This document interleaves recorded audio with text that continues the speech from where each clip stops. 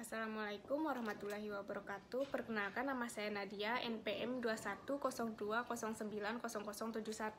Saya dari Prodi Pendidikan Guru Sekolah Dasar. Di sini saya akan menjelaskan tentang teori belajar. Ada 4 teori belajar. Yang pertama adalah teori belajar behavioristik. Berikut adalah gambar salah satu tokoh teori belajar behavioristik. Teori belajar behavioristik merupakan teori belajar yang berdasarkan atas perilaku. Teori belajar ini dikembangkan atas dasar perubahan perilaku individu yang diberikan stimulus tertentu. Riset pada teori ini umumnya dilakukan pada binatang. Binatang percobaan diberikan stimulus dan kemudian memperhatikan respon yang diberikan atas perbedaan perlakuan. Yang kedua adalah teori belajar kognitif. Berikut adalah gambar salah satu tokoh teori belajar kognitif. Teori belajar kognitif bertujuan untuk mengkonstruksi prinsip-prinsip belajar secara ilmiah yang diterapkan ke situasi kelas, dengan menghasilkan prosedur untuk mendapatkan hasil yang paling baik.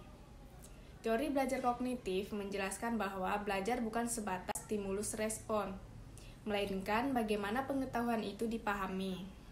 Teori belajar kognitif dijelaskan tentang bagaimana orang belajar mencapai pemahaman atas dirinya dan lingkungan untuk mencapai tujuan.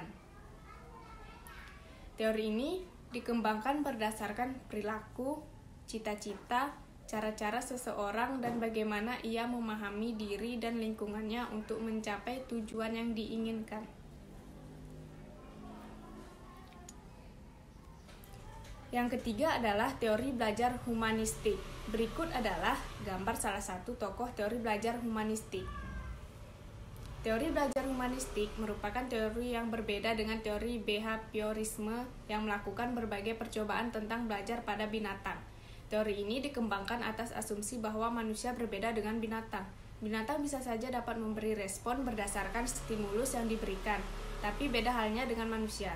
Karena manusia punya akal dan pikiran yang ikut mempengaruhi proses belajarnya, karena setiap informasi akan diperoleh di otak dan manusia menentukan tindakan atau respon apa yang akan ia tampilkan berdasarkan pemahaman dan keinginannya. Yang keempat adalah teori konstruktivistik. Berikut adalah gambar salah satu tokoh teori konstruktivistik. Teori konstruktivistik menekankan agar individu secara aktif menyusun dan membangun pengetahuan dan pemahaman. Konstruktivisme dikembangkan luas oleh Jean Piaget. Ia dikenal sebagai seorang psikolog yang pada akhirnya lebih tertarik pada filsafat konstruktivisme dalam proses belajar teori konstruktivisme. Sekian penjelasan dari saya.